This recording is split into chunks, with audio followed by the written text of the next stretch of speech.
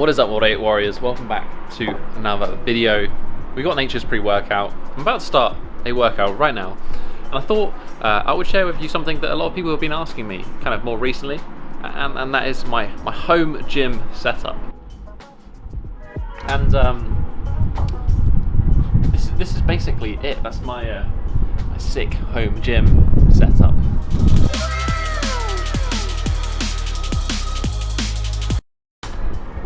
So yeah, clearly I'm joking. I don't really have a home gym as such, but over the past year, in particular the last sort of few months, I've seen a lot of people, a lot of fitness influencers, not influencers, I hate that word, people sharing about their home gym setups, which is understandable, you know. Let's be honest, I'm not here to be salty. If any of us had the space and then also the money, I'm sure all of us would have a home gym setup like that. Let's just say that now. But unfortunately, I don't really have the space for it. This is my current garden, comes with its own toilet just in case.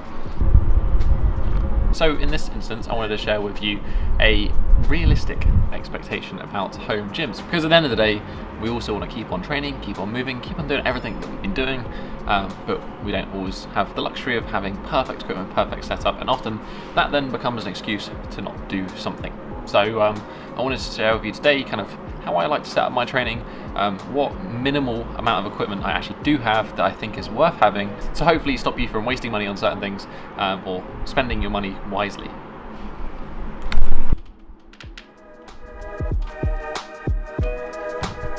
Right, so let's start off with the most important thing, and that's space.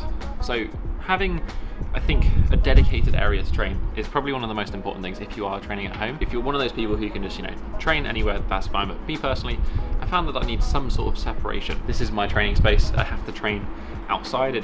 That is enough. Like this, walking through this, few meters from a door, inside or outside, is enough of a differentiation for me to be like, okay, this is my training space now. Ultimately, it doesn't need to be much. If you're somebody who does handstands, you're probably going to need a wall or a flat surface or a hard surface. I would recommend, if you're struggling, try to separate, dedicate some space that you have to training, or just get outside. It's probably a better option.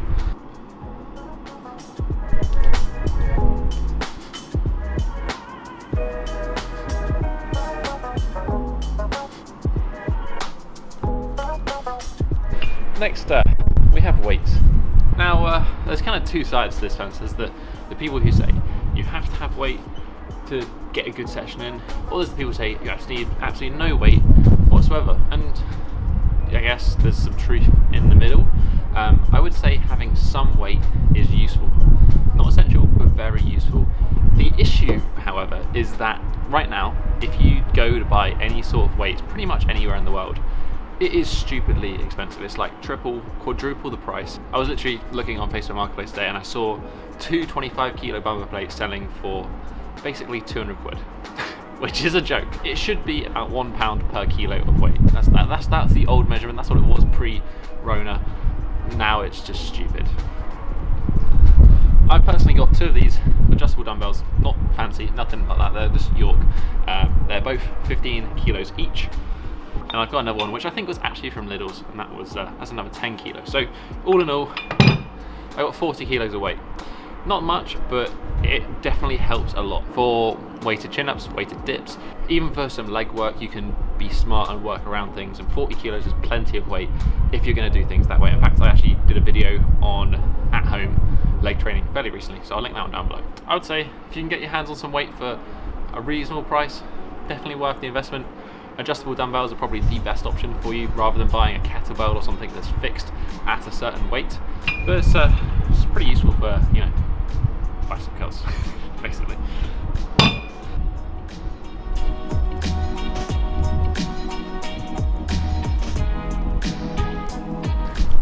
Now, if there's one bit of equipment that I do think is absolutely essential for at-home training, it is gymnastics rings. Just because they're so versatile, man. You can go to B&Q, a hardware store or something, and you can buy some brackets that literally will take you 2 minutes to screw to a wall. Boom, you've got somewhere to set your rings up. Highly worth the investment in that one.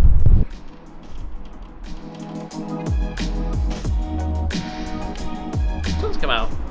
As for kind of what rings you might want, I'm personally using plastic ones here just because I leave them outside all the time, so wooden ones would just be dead at this point.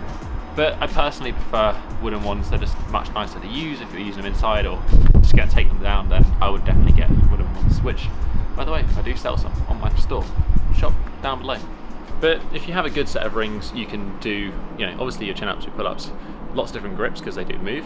You can also do push-ups on them, you can also do dips on them, you can do rows on them because you can lower them down to row height. You can do one-arm chin-up progressions. The possibilities are endless. When it comes to having a pull-up bar or having rings are just much more versatile. That's really it.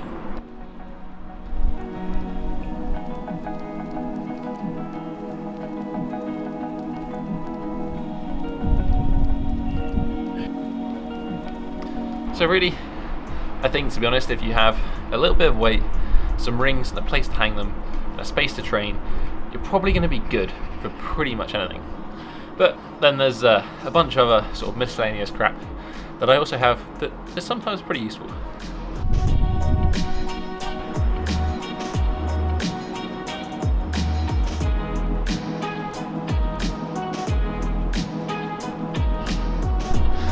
That's kind of all the rest of this stuff. A weighted belt. This one, if you've got some weight and you're doing calisthenics, having some weighted pull-ups and weighted dips, weighted push-ups, it's all very useful. I'm a big fan of weighted calisthenics, and also even when I end up going to the gym, most gyms don't have one of these for you to use, so £10 well spent. More weight in the form of ankle weights. This one, these are only 2.5 kilos each, so in the grand scheme of things, not massive, but if you do bodyweight calisthenics, that sort of stuff, having ankle weights is a useful way to manipulate the intensity of stuff, obviously at the end of your extremities. So adding this to sort of leg raises or just actually normal moves can make quite a big difference. Useful, not really essential. Bands. I am a massive fan of bands for home training just because they work and they're still pretty easily to get at the moment, on places like Amazon or just wherever. They can be good from the little ones like these guys, which are useful for warming up, rotator cuff work. The red one's good for some like bicep curls, tricep pushdowns, that sort of stuff, or making things like pull-ups harder, push-ups harder. And then big bands, this one is really useful for lower body training. If you don't have weights, if you have a big band like this, you can do some banded good mornings. You can make your split squats or your squats much harder. Bands are better than nothing. A skipping rope, if you want to do some form of cardio and you don't necessarily want to go for a run, a skipping rope is a really easy, minimalist, small area, small space way of adding in some cardio, and also you get that sort of plyometric rebound effectiveness for conditioning the ankles as well, which can be a good thing. Parallettes, these guys, I use these a lot when I'm doing sort of planche training, handstand push-up work, just useful for bodyweight training in general. The main difference is it puts that wrist in a neutral position as opposed to flat on the floor if you've got an extended position. So if you've got to lean forward a lot, your wrists are sore or whatever, these are a nice addition to take some pressure off the wrist. I also sell these, full disclosure. We're almost done. Finally, a stick. It's useful for lots of different things. Pretty sure everyone has one of these lying about. Yoga blocks. I actually think these are becoming more and more of a must for me when it comes to stretching. The more I've thought about potential applications for these, the more I've found them useful to be for various different reasons of stretching, whether that's providing targets, whether that's providing assistance. If flexibility is your goal, yoga blocks are pretty valuable. Lastly, this one, you probably have seen this in lots of videos before. This is a bolster. It's a yoga thing again. It's essentially just a pillow, so you can just use pillows if you want, but this is pretty good for, again, various amounts of stretches, providing support, and a pillow if you get tired of training. That's kind of it, really. It's all my training gear, basically everything.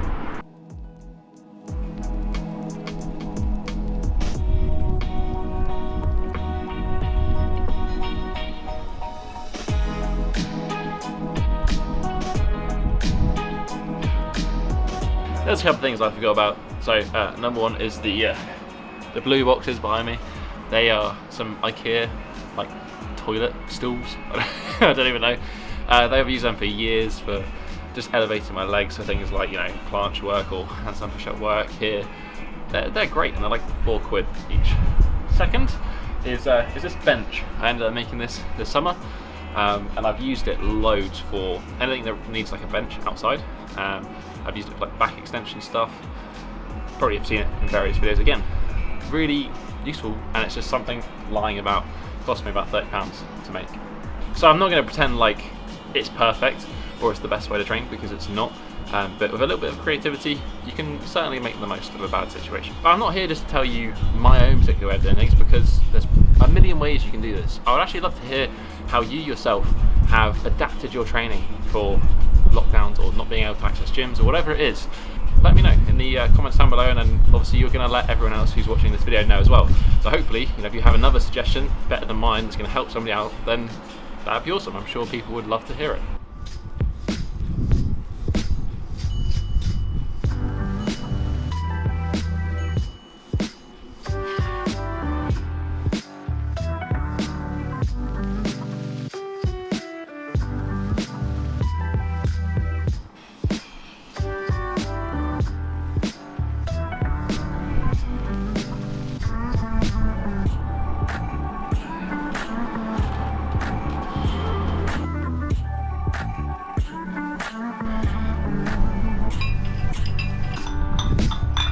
Oh, it's about to rain. So yeah, obviously there are some limitations. That's number one, is the weather. Right now it's February in the UK, which is not the best. There's usually a lot of rain, it's not particularly warm, all these sort of things. I've actually kind of enjoyed that challenge, I can't lie. Usually I train a little bit more outside in summer, it's nice weather, it's actually really enjoyable. I train more inside in winter, obviously. But I've enjoyed the challenge of having to train in rain and cold and all sorts. Is it the best option? Maybe not. Would you get better results in the gym? Probably. I would say you'd get better results. Not that you're not going to make progress at home. You can make very good progress. Might that progress be a little bit better in the gym? Optimal conditions and all that? Probably. But the most important thing, perfect is, it just doesn't really matter that much. The most important thing is doing. Doing will always be the best option. If you can train or not train, training is going to give the best results, whether or not it's the perfect program, the perfect conditions, the perfect setup, whatever. I will definitely be going back to a gym when gyms open back up. I still have goals of some heavy weighted leg movements that I want to do this year, so unless I'm going to go and buy that weight, which I'm not going to spend what's looking at the moment to be like £1,000 for a barbell and some weights, which is ridiculous. I will be going back to the gym and training, but I'm probably going to miss the home workouts a bit. Don't know, how about you guys? As I asked you beforehand, what are you doing to train at home? Have you got any special setup, any equipment that you really think is useful? Leave a comment section down below, join the conversation, let everyone else know what you're doing. If you have any other requests actually for maybe slightly different videos or different things that you want me to cover, also let me know. I will do my best to make it happen. If you just enjoyed this video, hit that thumbs up button and support the channel. It's sort of a different sort of style of vlog today, but it was quite fun making it, and I hope you guys enjoyed it. Whilst you're down there, you can also hit that subscribe button and join the Bodyweight Warrior tribe. But that's really basically it for this week, guys. I'll catch you in the next episode. Have a strong week, and peace. Did I do the outro? The peace? No, I think I did. It's probably going to be fun. Enjoy editing this one, James. Go wild and wacky. Have some fun with it.